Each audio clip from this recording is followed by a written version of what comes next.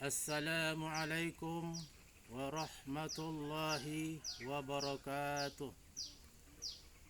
Alhamdulillahi rabbil alamin. Wassalatu wassalamu ala ashrafil anbiya'i wal mursalin wa ala alihi wa sahbihi ajma'in. Amma ba'd. Saudara-saudara kaum muslimin yang dirahmati oleh Allah Subhanahu wa taala.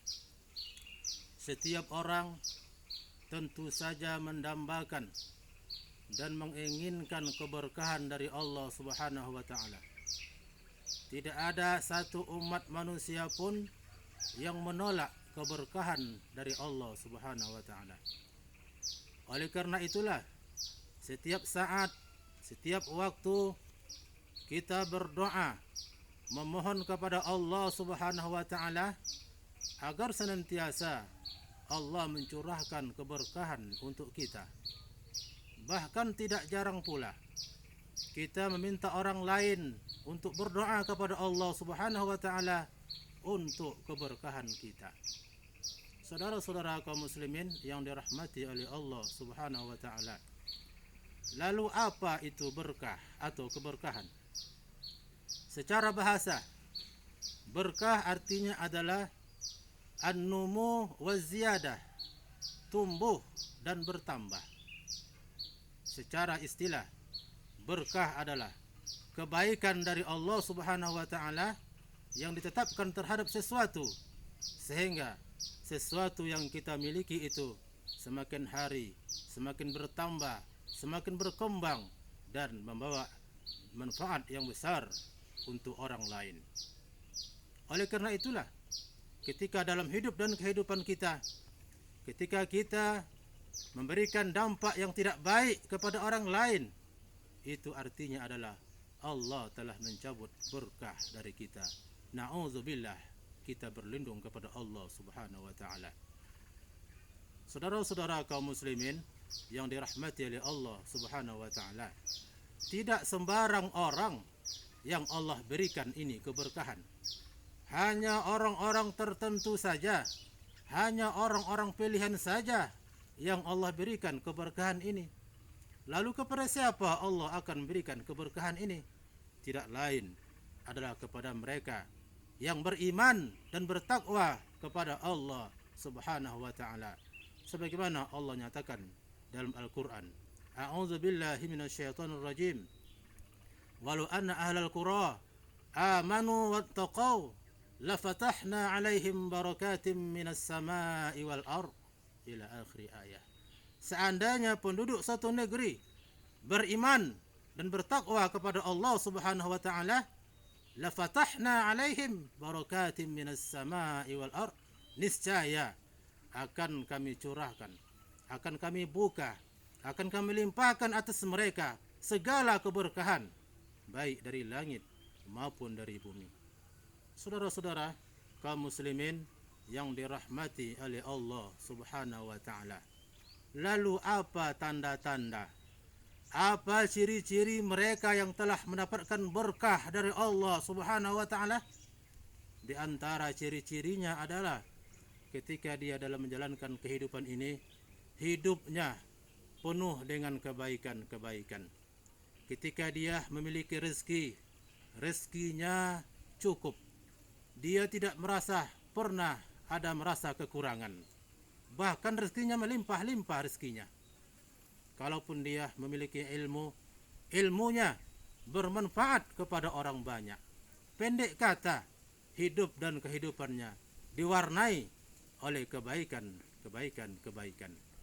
Saudara-saudara kaum muslimin yang dirahmati oleh Allah Subhanahu wa taala. Secara umum ada beberapa bentuk atau pembagian berkah ini. Yang pertama ada namanya berkah agama. Apa itu berkah agama? Berkah agama adalah ketika dia menjalankan agama ini terasa ringan. Tidak ada rasa berat di hatinya untuk melaksanakan ibadah, melaksanakan agama dalam kehidupannya. Ketika berjalanlah kotak amal di masjid, entah kenapa ringan saja tangannya mengeluarkan duit dari dompetnya tanpa ada paksaan, tanpa ada berat sedikit pun. Ketika azan berkumandang di masjid, segera dia tinggalkan urusan dunianya, dia tutup kedainya, lalu bersegera dia menuju masjid untuk salat di awal waktu, salat berjamaah di masjid. Ini namanya berkah agama, bahwa agama, ibadah adalah sebuah kebutuhan, bukan hanya sekedar gugur kewajiban. Ini namanya berkah agama. Yang kedua, ada namanya berkah keturunan. Apa itu berkah keturunan? Berkah keturunan adalah dengan lahirnya generasi-generasi yang soleh, yang solihah, yang taat kepada Allah Subhanahu wa taala, yang banyak amal ibadahnya kepada Allah Subhanahu wa taala, yang cerdas, yang kuat, yang taat kepada bangsa dan negara. Ini berkah keturunan. Saudara-saudara kaum muslimin yang dirahmati oleh Allah Subhanahu wa taala, agama Islam ini terus jaya, terus maju, terus eksis di dunia ini. Itu kenapa?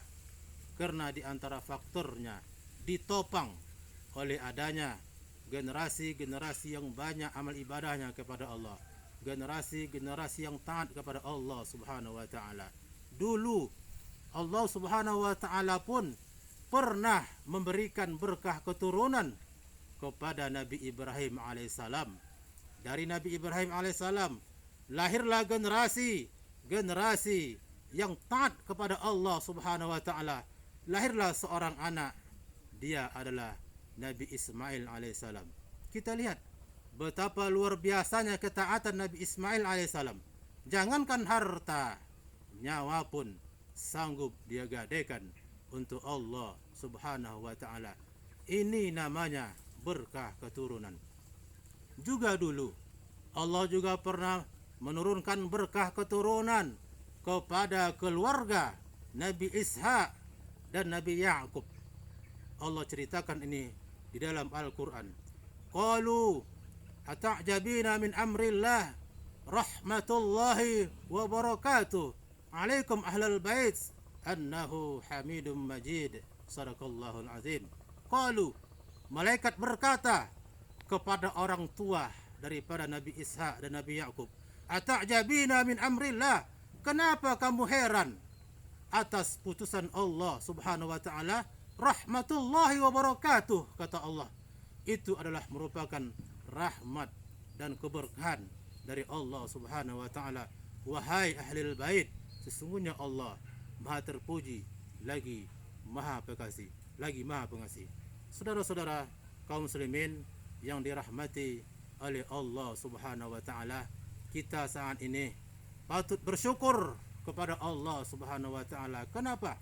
Karena saat ini anak-anak kita, generasi-generasi kita, cucu-cucu kita masih taat kepada Allah, masih rajin salat, masih mengaji, masih membaca Al-Quranul Karim, masih melakukan ketaatan kepada Allah Subhanahu wa taala. Itu artinya apa?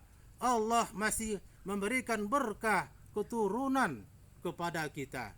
Pada saat yang sama, kita merasa iba, kita merasa kasihan kepada mereka-mereka yang memiliki anak, yang memiliki generasi-generasi yang tidak taat kepada Allah, yang melakukan pertumpahan darah, yang tak mau sholat, yang tak pandai baca Al-Quran dan sebagainya. Kita patut ibah dan kasihan. Itu artinya mereka telah dicabut keberkahan dari Allah Subhanahu wa taala.